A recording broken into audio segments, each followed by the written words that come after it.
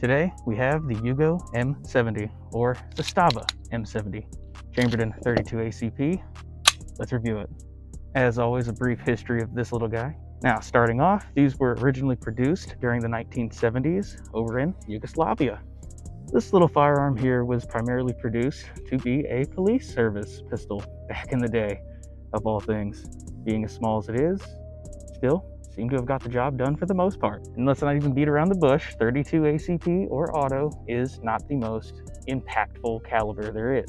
But honestly, for what it lacks in firepower overall, I think the fun factor of this little guy just makes the purchase all that more enticing. Over time, these little pistols were modified throughout the years, different versions, different models, something just to keep them more up to date for the police there. And as we all know, Yugoslavia is no longer a country, and that just makes the history of this little pistol even more intriguing to me. I remember getting this guy about probably 3 to 4 years ago off of J&G sales, of all places. Pretty reliable. Overall, haven't had almost any malfunctions through the time I've owned this.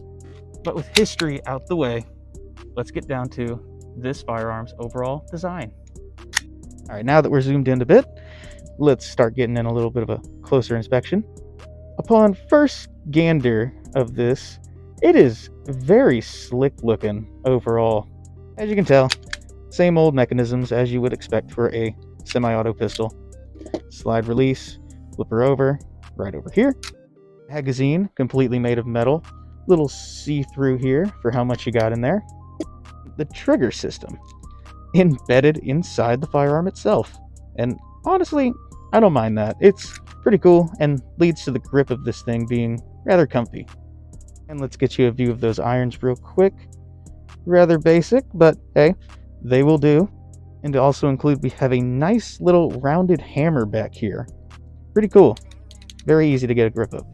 Okay, now that we have a few segments out the way of the video, let's just go. Let's just get it done. Today we are using some MagTech 32 auto.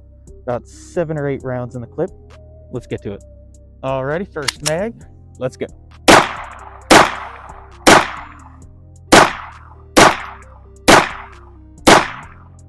Very snappy. Let's keep rolling.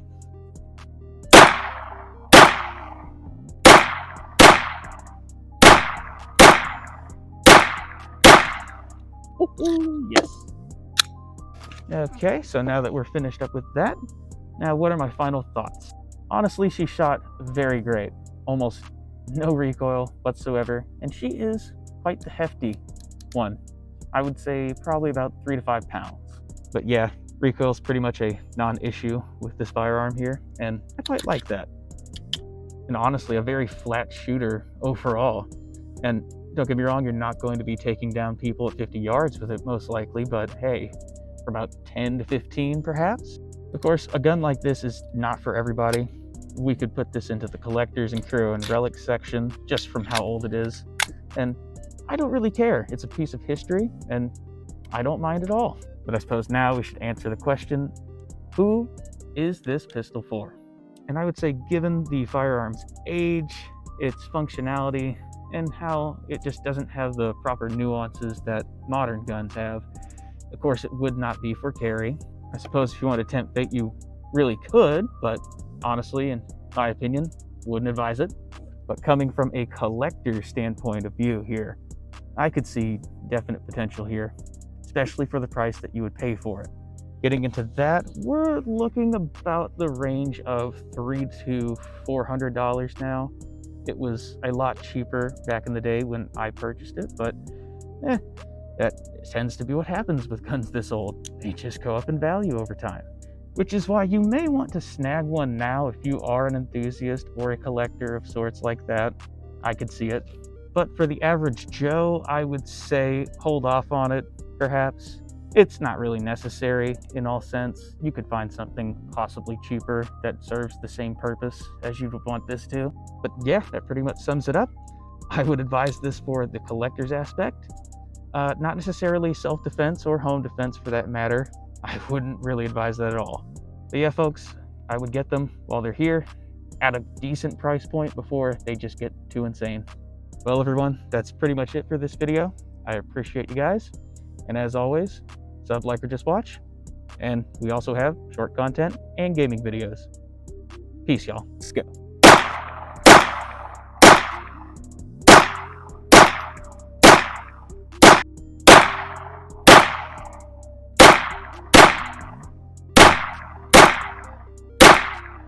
Movie.